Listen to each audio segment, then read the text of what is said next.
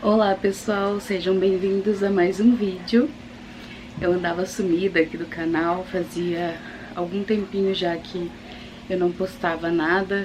Acredito que uns 2 meses, pelo menos, né? Quase 3 meses. E como vocês já puderam ver aí, um dos principais motivos, né, foi esse aborto que eu tive. Mas não só pela tristeza, por tudo que aconteceu, pela frustração, pela dor, mas também por uma reflexão interna, por uma necessidade de dar um tempo. Várias coisas aconteceram nesse período, inclusive de trabalho. Muita coisa mudou aqui em casa, na minha vida, então foi um processo, né? Não foi exclusivamente por causa dessa perda que eu parei de fazer vídeos. Bom, quero agradecer a todos que entraram em contato comigo, muitas pessoas perguntando por que eu não estava mais postando, o que estava acontecendo, se eu estava bem, realmente preocupadas. Em respeito a essas pessoas e também para dar continuidade a esse trabalho que eu iniciei, que eu resolvi contar para vocês. Poderia simplesmente retomar e não falar nada do que já tinha acontecido, mas eu preferi que vocês soubessem, principalmente porque se trata de uma superação, né? De uma coisa que eu falo tanto aqui no canal, que eu já falei tanto em lives. Então é necessário que eu conte essa experiência para vocês, que eu fale como foi o durante, o depois, porque eu sei que isso acontece com milhares de mães, de mulheres. É preciso que a gente tenha essa força, e desde o momento que aconteceu isso comigo, eu já associei a uma vontade de Deus para que eu tivesse a propriedade de falar também sobre o aborto na gestação. Como vocês já sabem, conhecem a minha história, minha primeira filha faleceu com 8 dias de vida, então não foi uma perda gestacional, e sim neonatal, mas agora eu consigo falar para vocês com mais propriedade dessa perda bem inicial que eu tive.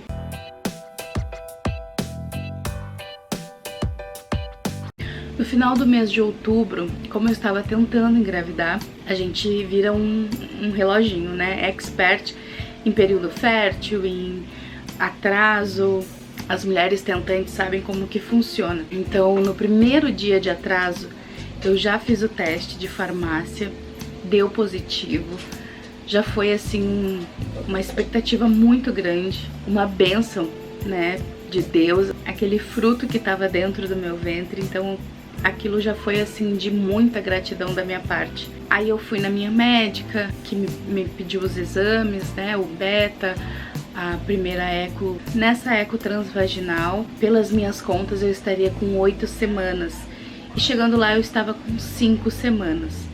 Isso já me soou muito estranho, porque, como eu falei pra vocês, eu tava calculando dia a dia, eu sabia certinho o tempo que eu deveria estar. Pra ter 5 semanas naquela data, não teria como ter dado positivo naquele exame de farmácia que eu fiz.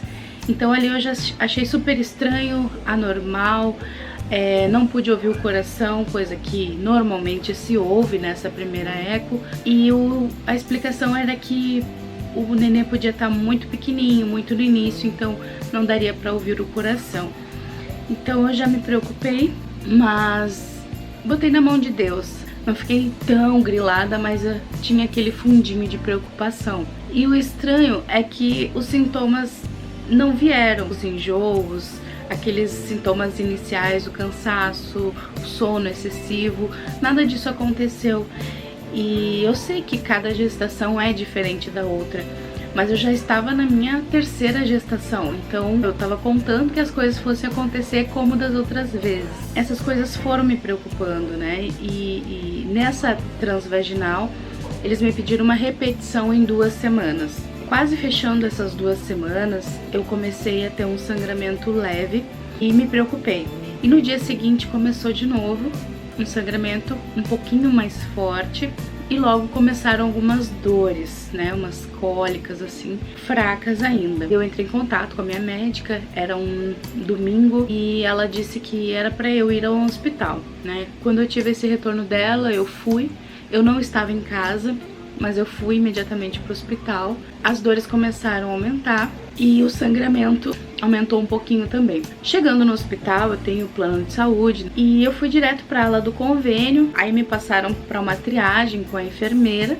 E essa enfermeira disse que eu teria que ter o beta-HCG, que é o exame que qualifica ali, né, que diz que você tá grávida mesmo e quanto tempo mais ou menos de vida tem esse bebê. E eu fui em Porto Alegre, nesse hospital. Eu moro em Canoas, é do lado, né, mas é uma outra cidade. E quando ela disse que eu teria que ter ou a carteirinha de gestante, que a minha médica ainda não tinha me dado, porque eu ainda não tinha retornado com os resultados dos exames, devido a eu ter que repetir aquela transvaginal. Então eu ainda não tinha voltado na minha médica. Isso foi no domingo, essa repetição da transvaginal aconteceria na quarta-feira. Então eu não tinha nada para comprovar que eu estava grávida, né? Mas eu já sabia e falei para a enfermeira que eu estava, né, tendo um aborto, porque eu estava com dores e eu estava com sangramento. E ela disse que não teria como me ajudar. Sem um papel que dissesse que eu estava grávida, eu não poderia receber o atendimento. Eu estava na emergência obstétrica. Aquilo foi para mim assim um descaso, né?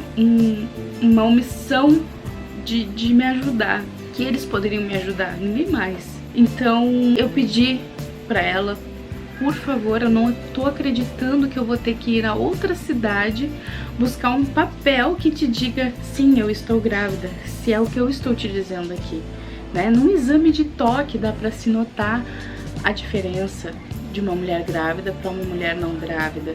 Aí eu pedi para que ela falasse com a médica para ver se daria para ser feita alguma coisa. E ela falou com a médica e voltou me dizendo que a médica disse que eu só poderia ser atendida fazendo um exame de beta-HCG ali no hospital, e esse exame leva umas 4 horas para sair o resultado, e após esse resultado ela conseguiria me atender.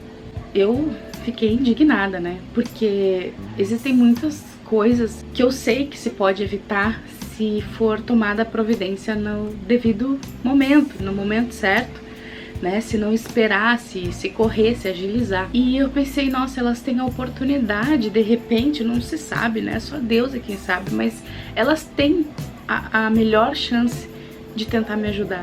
E ninguém tá fazendo nada. Aquilo me desnorteou, assim. Eu saí e eu só pensei numa coisa, eu vou pedir socorro. Eu não posso sair daqui sangrando, tendo um aborto. Eu não sei o que pode me acontecer, eu não sei o que poderia evitar caso eu fosse atendida brevemente. Então eu liguei para a polícia e pedi socorro, né? Eu disse, é uma omissão de socorro, eu estou aqui, eu estou sangrando, eu estou com dores, eu estou grávida e eles estão se negando a me atender porque eu não tenho uma comprovação disso. Ou então eles querem que eu fabrique essa comprovação e aguarde 4 horas nessa situação. O policial tentou me acalmar e nisso eu já fiquei muito nervosa ao ligar para eles e começou a descer mais e a dor intensificar. Nisso eu liguei pro meu marido, o Denis estava no carro com a Isadora dormindo, ele veio imediatamente, ele disse, não, tô indo pra aí. Ele tava no estacionamento, ele veio e enquanto eu tava esperando por ele eu tive uma ideia, tentar atendimento pelo SUS, né, já que seria um protocolo dos convênios, então eu teria alguma chance tentando entrar pelo SUS. E é a mesma recepção, só tu sai por uma porta e entra na outra, a recepção é a mesma, tanto do SUS quanto do convênio. E eu entrei ali, expliquei, e só que o rapaz da recepção era outro, né? Não era a mesma que estava ali antes. E expliquei pra ele a situação, que eu já tinha passado ali e que eu tinha sido orientada dessa forma, que eu precisava ser atendida. E ele me disse que o protocolo é o mesmo do SUS, que a gente precisava de uma comprovação para poder ser atendida pela médica. Então o Denis chegou, tentou falar também com esse recepcionista na hora que eu estava falando com ele. Aí parece assim que por vir outra pessoa, que eu não estava mais sozinha, a coisa mudou. Aí veio a médica, veio a enfermeira e conversaram com ele e explicaram, não, a gente pode te avaliar mas tu vai ter que igual fazer o exame. Eu disse, mas não foi o que me falaram. Me falaram que eu teria que fazer o exame e aguardar 4 horas para daí ser atendida com o resultado do exame. Em momento algum a gente faltou com respeito ou fez escândalo, mas eu queria os meus direitos. E quando a polícia chegou, eu expliquei tudo isso para ele, chorando, né? E o Denis disse, a gente já perdeu uma filha, a gente não quer perder outra. A gente sabe o que é essa dor e a gente não queria perder, mesmo que fosse tão no início. Ninguém quer perder, ninguém quer. O policial falou, eu já perdi um filho, eu sei o que tu tá sentindo, mas nós vamos resolver. Aí ele chamou a enfermeira que tinha me atendido, pediu que ela explicasse, né? E ela banalizou a situação. Ela disse pra ele que a menos que a pessoa esteja escorrendo sangue pelas pernas, eles não podem fazer nada sem esse papel, sem essa comprovação.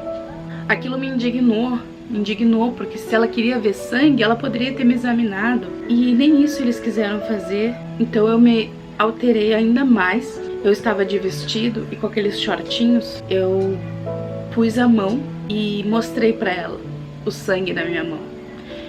Eu tive que passar por essa humilhação, mas o que ela falou me tirou do sério.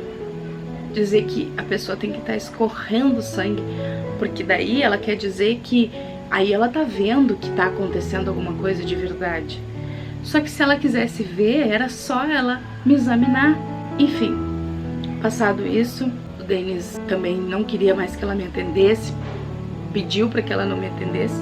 Eu fiquei esperando ali mais uns 20 minutos, até que uma outra enfermeira me chamou. E aí o atendimento foi completamente diferente. Acho que não foi oficializado nada, porque eu não assinei nada. Então a polícia veio mesmo só pra apaziguar e tentar me ajudar, e acabou ajudando, né? Porque eu consegui o atendimento por causa desse tumulto todo que teve que acontecer. Eu entrei, haviam 2 enfermeiras na sala, atendimento VIP daí. Uma ficou me fazendo perguntas, a outra vendo os sinais, né, fazendo a triagem. E aí ela me pediu pra ver o fluxo desse sangramento, né, que é extremamente normal, que a outra deveria ter feito. Ela examinou, assim, brevemente e já pediu pra eu aguardar pelo atendimento com a doutora. A doutora tentou me explicar que o beta determina quanto tempo de gravidez, que daí com a transvaginal a gente consegue avaliar se o tempo tá correto, se o bebê evoluiu, aquela coisa toda. E eu disse assim, ok, mas o que adianta isso diante de um aborto, né, ou de um início de um aborto? Aí ela olhou, me examinou e disse, o teu colo do útero tá fechado, não tá vindo nada dali, tem um sangramento que pode ter vindo dali, mas não tá sangrando nesse momento. Ou seja, pode ter vindo, da onde estaria vindo esse sangramento, né? Enfim, isso me deu um pouquinho de esperança, né, de que teve um sangramento, mas parou. Aí nisso eu fui fazer o beta-HCG e logo já fui fazer a transvaginal. Após fazer a transvaginal, o médico que avalia, ele já emite o laudo ali e sai na hora lá pro outro médico. Mas eu aguardei por 2 horas ainda pra ser chamada pela médica novamente. Só que ali na transvaginal eu já vi que onde era pra ter os batimentos tinha uma linha. Essa linha contínua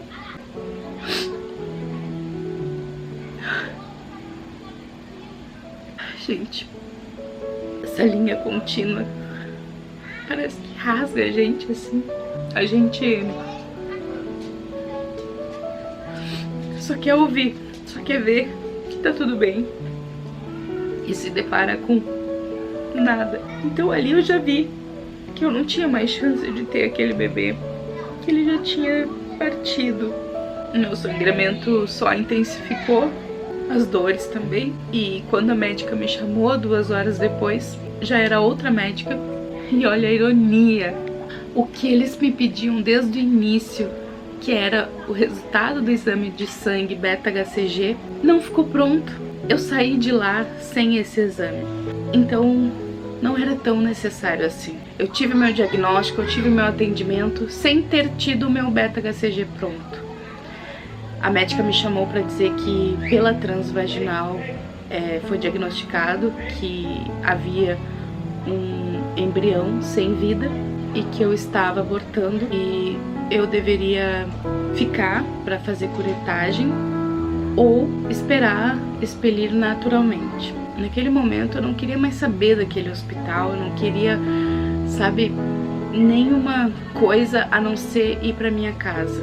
Como eu teria na quarta-feira aquela outra eco, né, de confirmação, eu não desmarquei e resolvi ir para ver como é que estava a evolução daquele aborto. E foi a melhor coisa que eu fiz, porque eu ainda estava na dúvida se eu deveria fazer a curetagem ou não, porque quando a gente opta por expelir naturalmente, corre um grande risco de ter uma infecção, né, ou uma hemorragia muito grande. Quando eu fui nessa outra eco transvaginal, estava tudo correndo bem, meu útero estava limpando, já estava quase eliminado tudo que eu tinha para eliminar e estava tudo normal.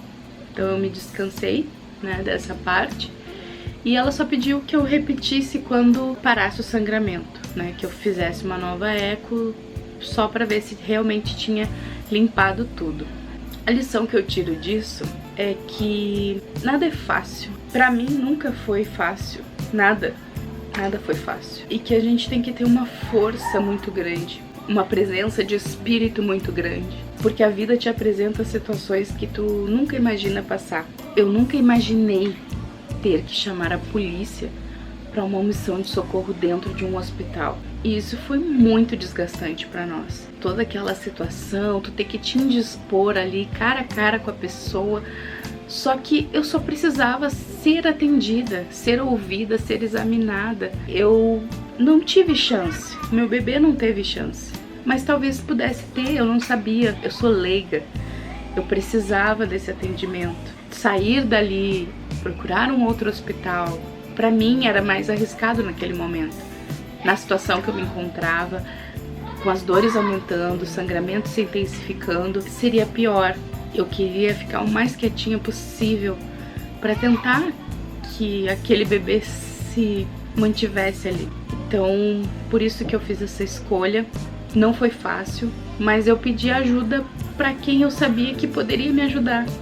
E graças a Deus foi mandado esse anjo, esse pai de anjo que sabe essa dor. Pelo que eu entendi, o filho dele já era grandinho quando faleceu. Então, nada é por acaso. E eu já falei aqui, né, sobre a perda gestacional, que é uma perda dos sonhos, dos planos, de tudo que se criou a partir da notícia daquele bebê. Nós já havíamos contado para os nossos pais. Eu não desabei, eu não me abalei assim a ponto de me isolar.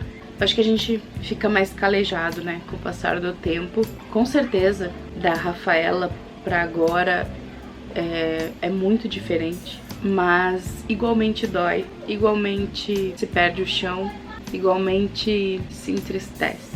Só Deus para estar dentro do nosso coração, para nos ajudar, para nos dar a força que a gente precisa. Então eu agradeço imensamente assim a Deus na minha vida, que eu tenho certeza que a cada fardo Ele tá comigo para me ajudar a carregar. Bola pra frente, né?